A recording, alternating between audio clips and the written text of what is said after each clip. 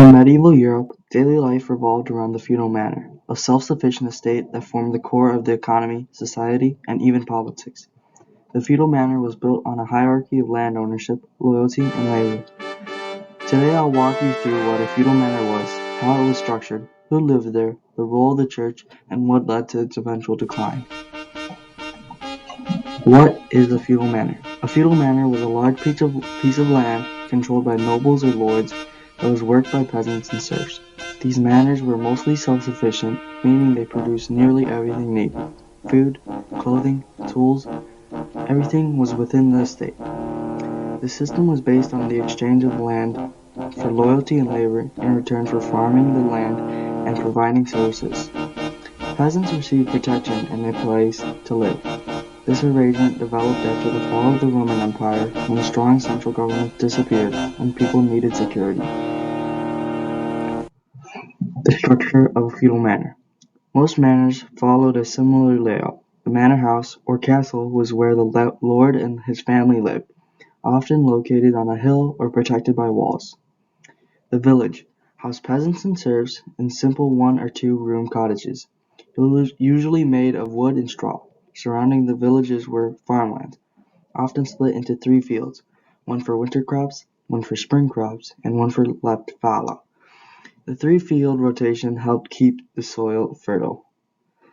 Manors also included common pastures for animals, forests for firewood and hunting, blacksmiths and mills, and a church, which was central to both faith and social life. Manors usually arranged in sizes from a few hundred to a few thousand acres. An important slide. The feudal system worked like a pyramid. At the top was the king, who technically owned all the land. He granted large portions of land, called fiefs, to powerful nobles or lords, in exchange for their military service. These lords could grant smaller fiefs to vassals, often knights, who also promised military support. At the bottom were the peasants and serfs, who worked the land. This triangle was built on mutual obligations. Everyone had a duty. Lords gave land and protection. Vassals gave military aid. Peasants gave food and labor. The structure helped maintain order during a time when Europe was constantly threatened by invasions and internal conflict. The Lord's role. The Lord's role was he was the lord of the manor, had absolute authority over his estate. He administered justice, collected taxes, organized labor, and made decisions about land use. In return for his land, he was expected to support his king with troops and money. A typical lord might manage multiple manors, and some were incredibly wealthy. For example, in 1086, the Domesday Book recorded that some lords controlled dozens of manors and thousands of acres. Lords often had manorial courts to settle disputes among villagers, and their word was final. Vassals and knights. Vassals were noblemen who pledged loyalty to a higher-ranking lord in exchange for land and protection. A special group of vassals were knights, heavily armed warriors trained from a young age to fight on horseback. To become a knight, boys usually started as pages at age 7, then became squires in their teens before being dubbed knights around age 21.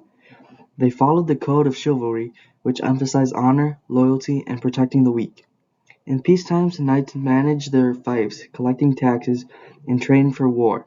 In wartime, they defended the manor or fought for their lords in regional conflicts or even crusades.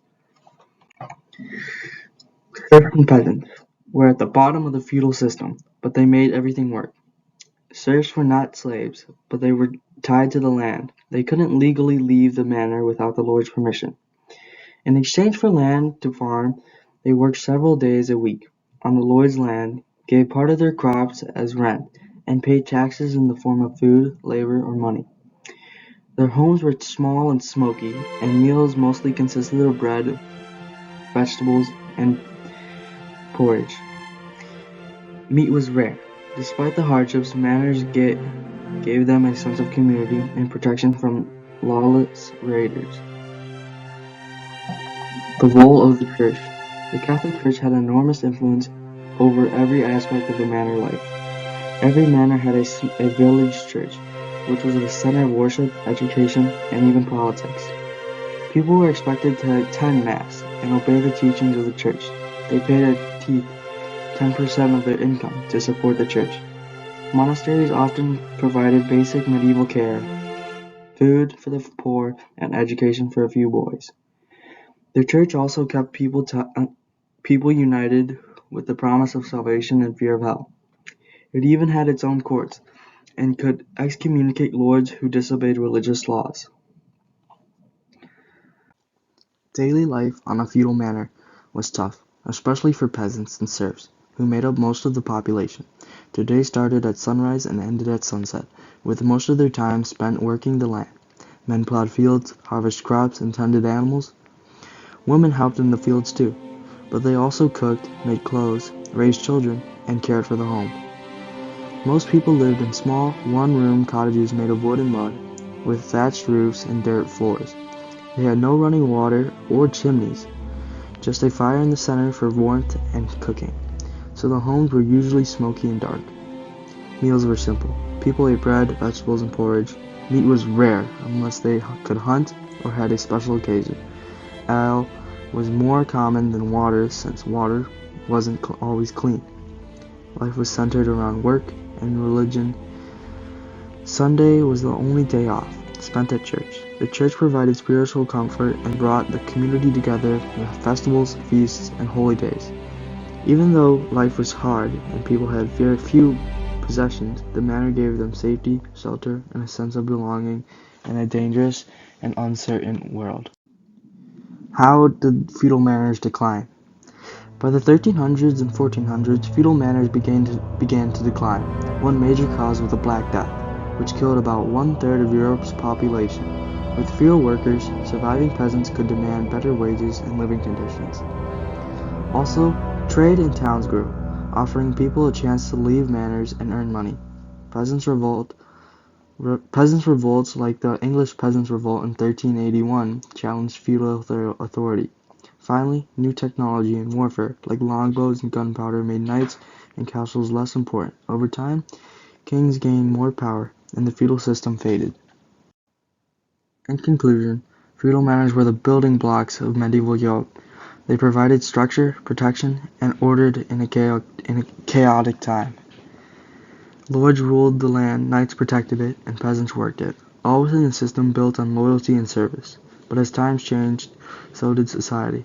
The decline of the manor system marked the start of modern Europe, with cities, trade, and centralized governments. Understanding manors helps us to see how history shaped the world we live in today.